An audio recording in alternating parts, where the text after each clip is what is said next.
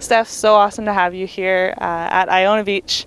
Beautiful place. You just flew in from New York.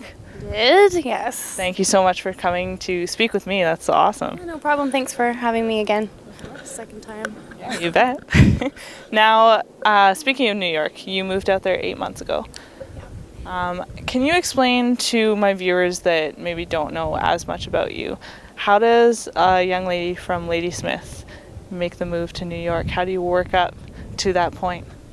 Well, I mean, I didn't go from Ladysmith to New York, so I kind of had a little bit of an icebreaker. I moved from Ladysmith to Vancouver. That was my first big move. I was 17 at that point, so I was fresh out of high school, and I lived there for 7 years and did a lot of writing and recording and did lots of shows. And then once I started building up my resume a little bit, then I applied for a visa, which took a couple years to actually pull through, and then I made my move to New York. So yeah, been there for 8 months and I love it. And why New York? I just love the city. It's totally my personality. I always knew I wanted to either live in LA or New York, and once I had been to both, it was just like this instinct thing. I'm like, yes, everything in my being was like, yes, I want to be here. This is where I want to live. I love the city, the people, the culture, everything. So since being in New York, all your fans that follow you on Instagram or Facebook, anything like that, can see that you've been doing a lot of writing sessions. yes. Can you tell us a little bit about that? Yeah, I mean, my first focus when moving to New York has been solely writing, just because I really wanted to focus on the songs. My last project I did completely by myself, so it's nice to make a change and say, okay, I'm going to go out there and work with as many people as I can and find people that I really connect with and work well with. And so yeah, I've had the joy of working with lots of people since I've been there, so I've been really lucky. We've been waiting 2 years for you to release a new EP. Finally, it's about to happen, right? It's coming. Yeah, it's coming. Yeah, I mean, that's kind of the reason why I took some time to just focus on the writing. So the last year and a half, I've only been writing. So I've done a couple trips to LA. I've done a couple trips to Nashville. I've been in New York for 8 months and just really taking my time with the songs and, choosing stuff that I really believe in. So I think that's important to take time and assess what you want to do. So yeah, it's coming out next month, and the date's not set yet, but I'm submitting the songs very soon. So. And do you ever find writing with somebody else difficult? I mean, now not only do you get to focus on you and how you're feeling, but I mean, can writing with somebody else, can they relate to exactly what you're feeling? How can they put that into a song with you? It depends on the session. I mean, some sessions go really, really great, and it's very easy to work with people, and you hit it off, and you get along, and creatively there's like a spark and things work. And then there's other sessions where it's like, okay, the other person may want to write for another pop artist or write something in the lane of someone else, like a Demi Lovato or whoever it may be. So there is, depending on the session and who you're working with, whatever the tone may be, it really differs. So it's nice to switch it up, though. It relieves pressure for me if I'm writing for someone else sometimes, because it's not about me. But if I work with people that are really into what I do and that I can kind of dive into my own sort of thing, then that's cool too. So if someone comes to you with a song idea and says, I think that we should really tell this story, this means a lot, let's focus on this, how do you sort of separate yourself from who you are to create this other person's story?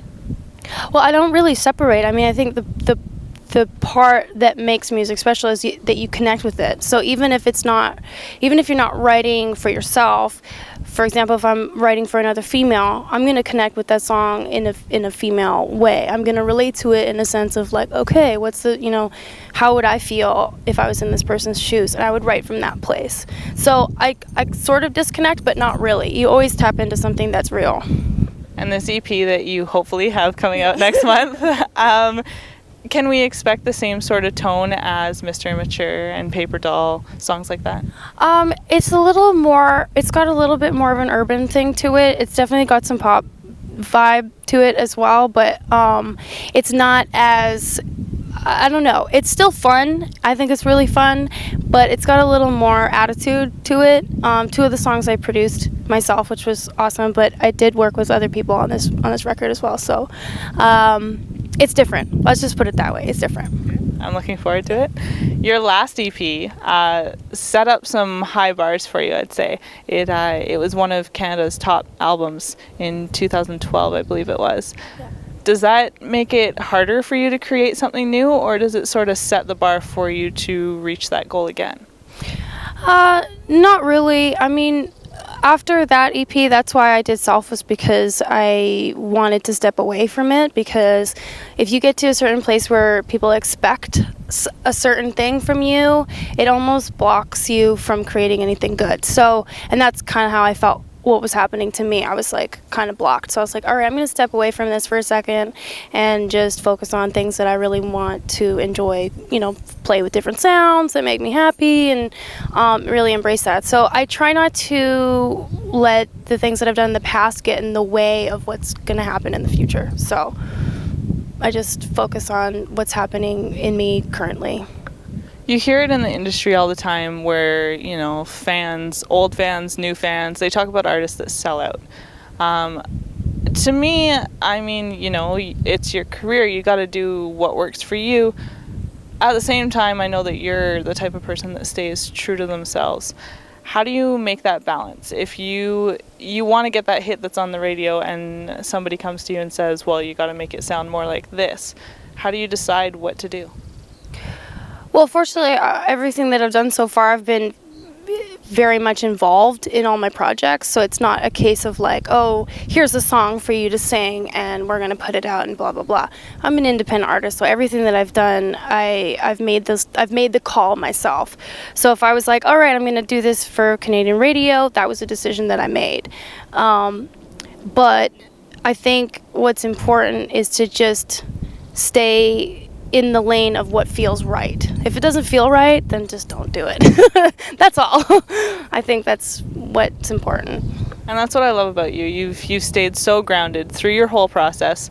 You know, it's very easy to accept things like the fact that you were one of the top albums and be like, you know what, screw you all. This is what I'm going to do, and I'm going to keep doing whatever they want me to do, right? So it's awesome to see that you can do that. My next question, for young artists that are trying to get to a point where you're at today, how do you think social media is helping? You tend to use it quite a bit. Mm-hmm. What would you suggest others do?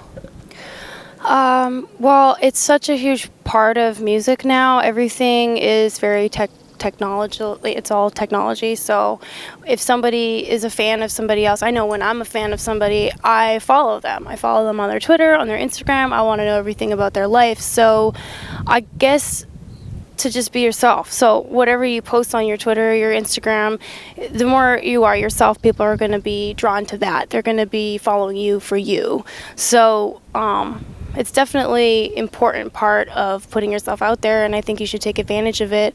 But also, you know, take some things with a grain of salt. I'll put it that way. And there's some artists that will go on and they'll strictly post about their career, that's it. But with you, we get to see a little bit of insight on who you are as a person, which I think really helps your fans connect with you. And honestly, I love seeing all your updates, and this is my new writing session. This is who I'm working with now. So yeah, definitely keep that up. It's awesome. I don't know that you would have worn any today, but you know my next question. All black socks? All black socks? Is that what you're asking me? Yeah, I'd like you to show me your socks. Okay, no, you know what? Normally my socks don't match, mostly because socks don't really matter to me. I have other things to think about. So upsetting stuff. I'm wearing white socks today. White? Yeah. And you never think about it, so no. You just threw whatever on. Basically. All right. With your EP that's coming up, will you have some tour dates as well? The EP is called Rubik's, and I'm putting out through TuneCore, so it'll be on iTunes.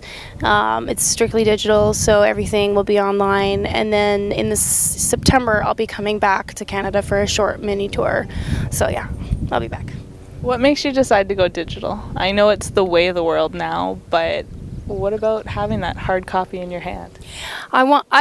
I want it and I will get it, but for now, as like a first off soft release, I'm just gonna put that out for now. But I think when I go out on the road a little bit more and have like more shows, then it'll be more important for me to have it. Good. Well, I look forward to it. Yay! Thank you so much. Thank you.